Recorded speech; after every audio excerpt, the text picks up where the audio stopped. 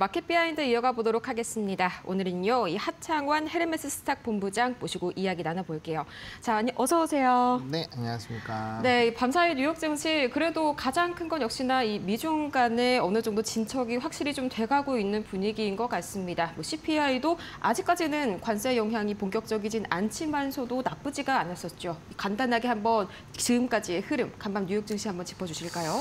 네, 뭐 CPI 데이터는 수치상으로는 잘 나왔습니다만 제가 이제 최근에 데이터 왜곡에 대해서 많이 말씀을 드리고 있습니다. 이번에도 세부 사항을 살펴보시면 에너지 쪽에서 마이너스가 좀 크게 두드러졌습니다. 그러다 보니까 이 데이터에 따라서 뭐 베센트 장관이라든지 뭐 트럼프의 트루스 소셜에 대한 이런 뭐 발언들이 많이 나왔는데요. 사실 뜯어보면은 이게 데이터가 진짜 좋다라고 말하기에는 좀 애매한 부분이 있습니다. 그러다 보니까 처음에 CPI 데이터가 나왔을 때는 시장이 조금 강하게 시작을 했지만 오히려 장 시작하고 나서는 좀 시장의 분위기가 안 좋았죠. 그러니까 CPI 발표하고 1시간 정도만 딱 좋았고요. 본격적으로 개장하고 나서는 분위기가 별로 안 좋았습니다. 그래서 이제 우리가 그 세부 항목에서 좀 체크를 해봐야 되는 거는 쉘터가 다시 올라가고 있다라는 거죠. 우리가 이제 항상 CPI 데이터가 높게 형성이 될 때는 에너지 가격과 쉘터가 좀 큰 부분에 영향을 미치는데 주거 부분이 떨어지기가 좀 어려운 상황으로 가고 있습니다. 그러다 보니까 좀 끈적끈적한 흐름들이 나타날 것 같고요. 또 이제 에너지 가격 같은 경우는 최근에 WTI가 또 가격이 상승을 하고 있기 때문에 향후 에너지 가격이 다시 올라갈 거거든요. 그러면 그거를 떨어뜨릴 뭔가가 있어야 되는데 뭐 식품 가격도 오르죠. 서비스 쪽도 오르죠. 그러면 데이터는 다시 올라갈 확률이 매우 높습니다. 그래서 그러한 부분으로 본다라고 한다면 과연 이 데이터를 좋게 봐야 되는가라는 의문점이 좀 생긴 거고요. 거기에다가 이제 트럼프 대통령의 의도가 너무 뻔하잖아요. 금리 인하를 빠르게 해서 단기적으로 증시 부양을 하고 거기에 따른 이제 재정 정책을 하겠다라는 그런 구조인데 그게 이제 뭐 연준 의원들의 입장에서는 말도 안 되는 소리죠. 뭐 데이터가 나오고 근거가 있어야 하는데 그게 아니기 때문에 이게 무조건 금리 인하를 한다고 좋은 게 아닙니다. 상황에 맞게 그리고 뭐 데이터들이 좀 기반이 되는 상황에서 해야 이게 의미가 있는 거지 그냥 막 한다고 무조건 좋은 게 아니에요. 그래서 그런 압박감이 오히려 좀 트럼프 행정부에 좀 급한 부분들이 나오는 부분에서 좀 압박감이 생겼고요. 또 이제 새벽에 히토류 관련돼서 이제 6개월로 제한된 스토리가 있었는데 그거 역시도 뭐 되게 잘 된 것처럼 얘기했는데 막상 뚜껑을 열어보니까 아직도 불확실성이 있었다라는 거죠. 그렇기 때문에 거기에 따른 불확실성이 여전히 남아있다는 부분에서 물음표가 있는 거고요. 또 무역 관세에 대한 여러 가지 얘기들이 또 추가적으로 나왔습니다. 이건 베센트 장관의 멘트들을 보시면 확인을 할 수 있고요. 그다음에 이제 장 후반으로 가면서 WTI가 4% 이상 급등을 했는데 결국엔 중동발 지정학적 리스크가 있습니다. 그러면 이게 공급에 대한 문제만 있으면 유가가 안 올라가는데 지금 공급에 대한 문제가 생겼을 때 유가가 올라갔다라는 건 결국에는 수요가 좋아질 확률이 있다라고 보는 거거든요. 그러니까 경기가 좋아진다라고 생각을 하는데 공급단에서 문제가 생기니까 WTI가 급등을 해버리는 거죠. 그런 관점에서 본다라고 한다면 물가 잡기가 어려워질 겁니다. 그럼 물가가 안 잡히는데 금리 인하를 쉽게 할 수가 없는 상황이 되는 거죠. 그래서 그런 부분들을 다 고려를 해보신다면은 이제 부채에 대한 부담감이 커질 수밖에 없는 상황이고 재정 정책 함부로 하기가 어렵죠. 돈 풀면 물가 올라가니까요. 그래서 그런 것들을 복합적으로 봤을 때 증시는 조금 그래서 좋지 않았다라고 보시는 게 맞을 것 같고요. 일부 특정 산업은 좋았습니다. 뭐 대표적으로 양자라든지 원전 뭐 각각의 이슈들이 좀 있기는 했는데 그런 특정한 산업군들은 되게 좋았고 나머지 조금 M7 쪽에서 뭐 브로드컴을 제외하고는 큰 재미는 별로 없었던 것 같고요. 뭐 변압기나 뭐 유틸리티 쪽, 그다음에 팔란티어 같이 좀 소프트웨어 쪽에서 좀 압도적인 이슈가 있는 쪽, 그리고 에너지 쪽이 전반적으로 분위기가 좋았다라고 보시면 될 것 같습니다. 네, 확실히 좀 에너지 쪽이 중동 쪽에서 리스크가 다시 한번 좀 이제 부각이 되고 있죠. 이게 다음번에도 똑같이 에너지가 이렇게 좀 긍정적으로 영향을 줄지 그 부분은 저도 좀 약간 물음표고요. 또 주거비가 좀 영 잡히질 않네요. 이 부분 계속 관심 있게 지켜보시면 좋을 것 같습니다. 자, 이어서 가장 큰 화두죠. 이 밤사이의 미중 간의 프레임워크, 드디어 이 초기 단계가 이제 수립이 됐는데 조금 아쉬웠던 점은 이게 서면이 아닙니다. 이 구도적으로 이루어진 것인 만큼 앞으로 좀 추가적으로 변동사항이나 혹은 이게 극단적으로 갔을 땐 파기될 수도 있다. 약간 이런 이야기도 나오고 있던데요. 네, 앞에서 좀 간단하게 브리핑을 드릴 때 말씀을 좀 드렸는데요. 결국에는 히토류도 완벽하게 푼 게 아니죠. 그 얘기는 즉슨 중국의 입장에서는 뭐 물론 공식 입장을 조금 더 지켜봐야 되겠지만 히토리를 전반적으로 다 풀지 않았다는 거는 여전히 좀 문제가 있다라는 얘기거든요. 그러니까 이제 중국 자체가 완벽하게 히토리를 풀지가 않으면 관세는 끝나지 않았다라고 보시면 됩니다. 그래서 그 부분에서는 좀 지켜봐야 될 것 같고요. 그래도 이제 좀 그나마 다행이었던 거는 이제 그 미국의 히토리 관련된 종목이 오늘 좀 급락이 나왔어요. 그 얘기는 단기적으로는 좀 풀릴 건데 향후 산업적인 부분에서 이게 완벽하게 풀릴 것이냐에 대한 부분에서 물음표가 있고요. 그리고 추가적으로 그러니까 결과값도 봐야 된다라는 거죠. 그럼 앞에서 말씀해 주신 것처럼 언제든지 또 깨질 수 있는 부분이 있기 때문에 그러한 관점에서 본다라고 한다면 앞에서 브리핑대로 이제 조금 불확실성이 좀 확대가 되었다. 시장에서 이제 뭐 트럼프 대통령이 트루스 소셜에서 뭐 엄청 잘 되고 있다. 그리고 베센트 장관이 엄청난 뭐 성과가 나올 것이다. 라고 얘기한 거 대비했을 때는 성과 별로 안 좋다라는 거죠. 그래서 그런 내용에서의 좀 희비가 좀 있을 것 같고요. 또 온도차에 따라서 아마 차익도 나올 거기 때문에 거기에 대한 좀 부분은 좀 고민을 해보셔야 되지 않을까 이렇게 생각을 하고 있습니다. 네, 히토류 아무래도 좀 미국 쪽에서는 이게 아무래도 최고급 칩 수출이 국가 안보의 영역이다. 이거는 좀 양보할 수가 없다. 이런 얘기를 하면서 과연 히토류 제대로 풀릴 수가 있을지 걱정이 좀 되더라고요. 자, 이어서 이제 원달러 환율 그리고 달러 인덱스를 지금 잠깐 확인을 해봤는데 달러 인덱스가 현재 98점 중반이고요. 이 원달러 환율이 1,370원까지 올라왔네요. 아무래도 이건 뭐 달러 인덱스 영향이 있겠지만 위원화가 또 중간에 굉장히 좀 강하게 움직임 보였네요. 뭐 그렇죠. 위안화가 올라간 것도 있지만 사실 좀 트리거가 된 건 파운드화입니다. 파운드화가 이제 고용에 대한 부분에서 좀 문제가 있다 보니까 일단 선제적으로 좀 강한 흐름이 나오면서 이제 이슈가 있었고요. 위안화 강세는 원래는 원화 강세에 영향을 많이 줍니다. 이제 위안화가 강해진다라는 거는 아시아 전반적인 통화 가치가 올라가는 거기 때문에 사실은 우리나라 원화 가치가 좀 높아져야 되는데 그렇지 못하고 있다라는 점도 좀 참고 포인트로 보시면 좋을 것 같고 어쨌든 간에 이런 불확실성이 좀 커지고 또 지정학적 리스크가 커지면 달러에 대한 강세가 다시 나올 수밖에 없어요. 안전자산에 대한 선호 심리가 나올 거고 뭐 금일 같은 경우에 또 금도 올랐거든요. 그러니까 그런 내용들을 본다라고 한다면 여전히 이제 달러가 신뢰도를 많이 있고 구체적인 부분에서도 문제가 있긴 하지만 그래도 조금 이제 다시 기어 올라올 수 있다라고 좀 생각을 해봐야 될 것 같고요. 만약에 달러가 다시 강해진다라고 한다면 이건 우리나라한테는 별로 좋은 얘기는 아닙니다. 왜냐하면 외국인 수급이 조금 이탈이 될 수 있어서 트럼프 정부 자체가 좀 트레이딩을 할 때 상대방의 통화 절상을 계속 요구를 하고 있는 상황이라서 달러에 대한 뭐 상승이 이전처럼 뭐 인덱스가 110 뭐 이렇게 가지는 않겠지만 그래도 100대 초반까지는 언제든지 사실 변수가 나오면 올라갈 수 있는 거거든요. 그럼 그렇게 됐을 때 이제 수급 변화가 좀 강하게 나타날 수 있기 때문에 환 같은 경우는 조금 예민하게 지금은 봐야 되지 않을까 이렇게 생각을 하고 있습니다. 네, 관련해서 환율 움직임, 당분간은 좀 위안화의 움직임까지 좀 체크를 해보시는 게 좋을 것 같습니다. 자, 이어서 우리 증시 이야기로 한번 넘어가 볼까요? 자, 어제 이제 코스피가 3년 5개월 만에 종가 기준으로 2,900선을 돌파를 했습니다. 이제 6거래일 연속 상승이 됐는데 뭐 PBR은 지금 이 시각 0.99, 1보다는 아직은 좀 하회하긴 하지만 조만간 1 달성할 수 있을 것 같습니다. 맞습니다. 일단은 뭐 시장의 분위기가 너무 좋은 상황인데요.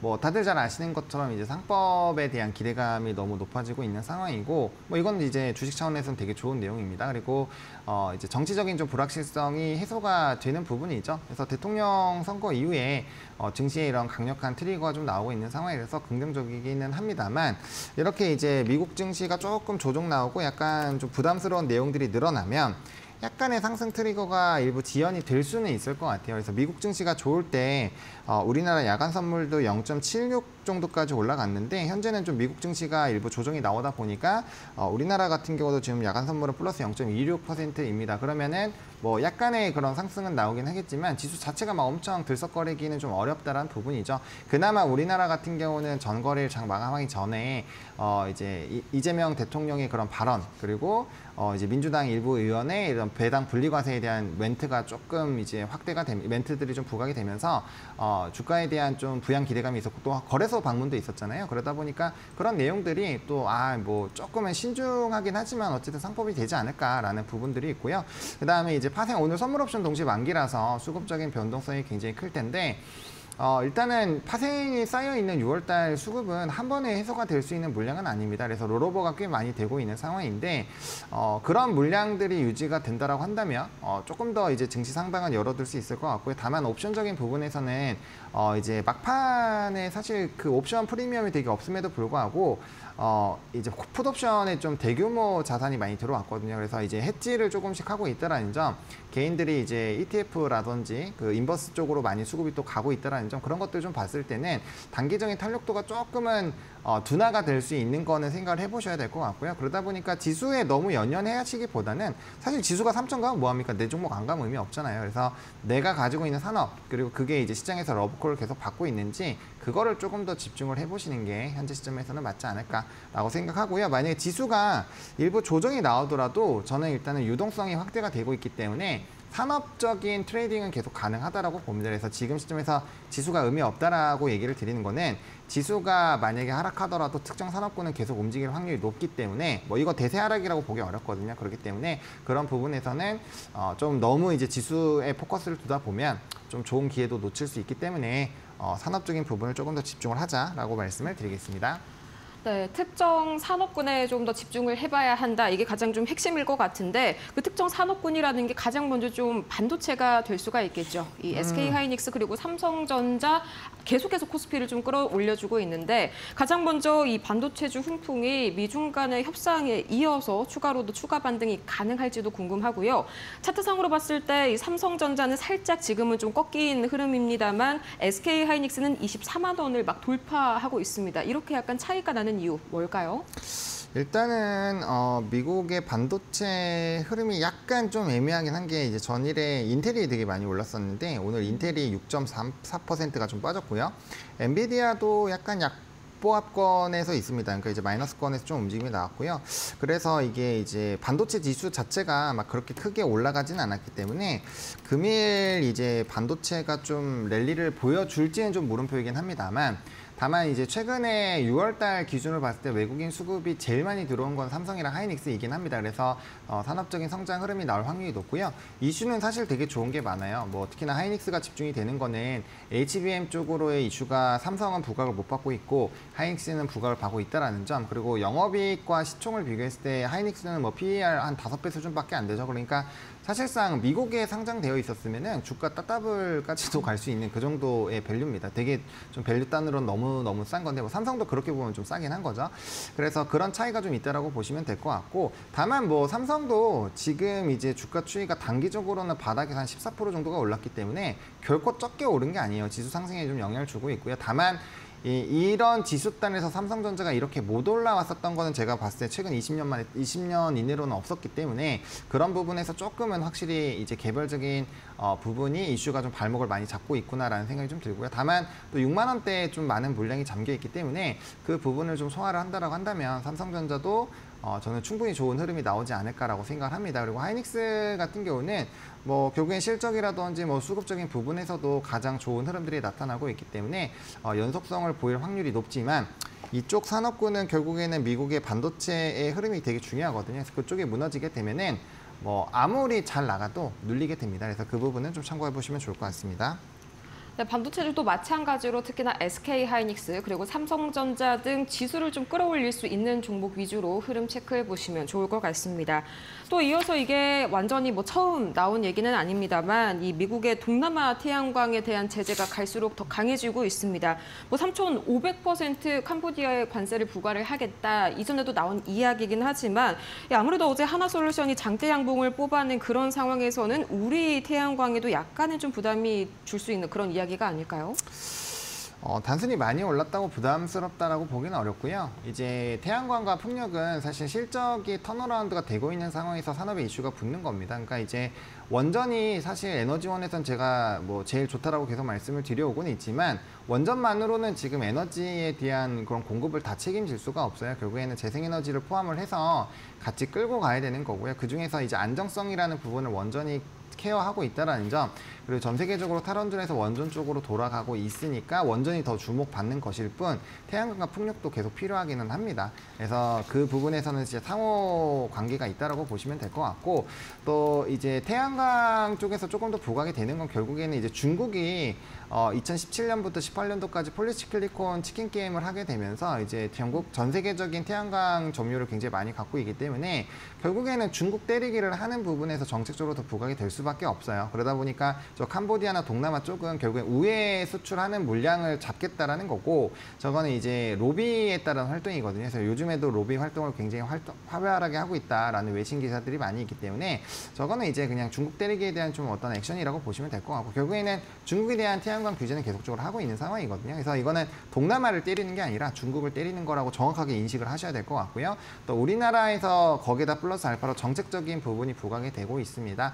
이제 대통령이 재생에너지에 대한 좀 중요도를 강조를 하고 있는 상황이고, 에너지원에 대한 얘기를 계속적으로 하고 있는 상황이거든요. 그래서 정책적으로는 에너지 고속도로라고 네이버 이런 데서 쳐보시면은 기사가 많이 나와요. 그래서 그 관련된 정책으로 좀 움직임이 나오고 있다라고 보시면 될 것 같습니다.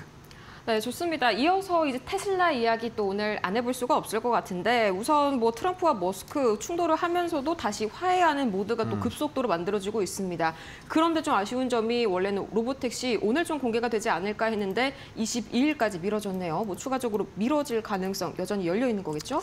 네, 이거는 좀 팩트 체크를 좀 이게 제대로 해야 되는데, 사실 테슬라 쪽에서 공식적으로 6월 12일에 하겠다라고 말한 적이 없습니다. 이거는 이제 일부 외신에서 보도가 이제 내부자가 그렇게 얘기했다라는 게 기사가 나오면서 마치 12일에 진짜 공식적으로 하는 것처럼 멘트가 나왔다라고 인식을 한 것일 뿐, 뭐 사실 10일이라고 말한 적이 없어요. 그래서 이거는 뭐 일정이 미뤄졌다 뭐다라고 하기는 어렵고요. 다만 이제 전거래일에 22일에 이제 공개를 하겠다고 얘기를 하면서 이제 영상이 공개가 됐기 때문에 그 부분이 좀 지연이 되는지는 좀 물음표가 있는 거죠.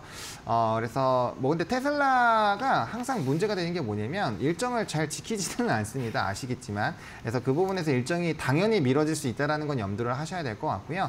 다만 이제 일론 머스크가 그래도 6월 달 안으로는 로보택시에 대한 공개를 하겠다라고 자신의 이제 X 계정에 계속적으로 얘기를 해오고 있었기 때문에 그런 부분들과 공식적으로 어쨌든 22일에 얘기를 했다라는 부분에서는 그래도 신뢰도가 상당히 높지 않을까라고 보여지고 있는 상황이고요. 그다음에 앞에서 이제 테슬라의 일론 머스크가 이제 트럼프 대통령한테 사과를 하는 내용들을 좀 말씀을 해주셨는데, 일단 굽혔죠. 굽혔고 또 이제 트럼프 대통령도 그거에 대해서 좀 약간 화해할 의지가 있다라는 식으로 트루 소셜에 대한 얘기를 했기 때문에 뭐 그러한 관점에서 본다라고 한다면 이제 그래도 적어도 떨어진 거에 대한 되돌림 정도는 나와야 되니까 뭐 추가적인 상승은 나올 수 있다라고 보여지고요. 다만 이 정말로 진행이 될까라는 부분에서 일부 물음표가 있기 때문에 국내 자율주행 관련된 종목군들 전일에 많이 올랐거든요. 근데 이제 이게 만약에 일정이 22일까지는 모멘텀이 살아있으니까 그냥 좀 갈 것 같은데, 만약에 거기에서 미뤄졌다 그러면은 요거는 좀 이슈가 될 수 있기 때문에 미리 그 리스크 대비에 대한 계획은 세워두시는 게 좋을 것 같습니다. 네, 22일이 상당히 주가에 대한 그런 큰 변곡점이 될 것 같습니다. 날짜 체크를 해보시고요. 이렇게 하창환 헤르메스 스탁 본부장과 이야기 나눠봤습니다. 좋은 말씀 고맙습니다. 네, 고맙습니다.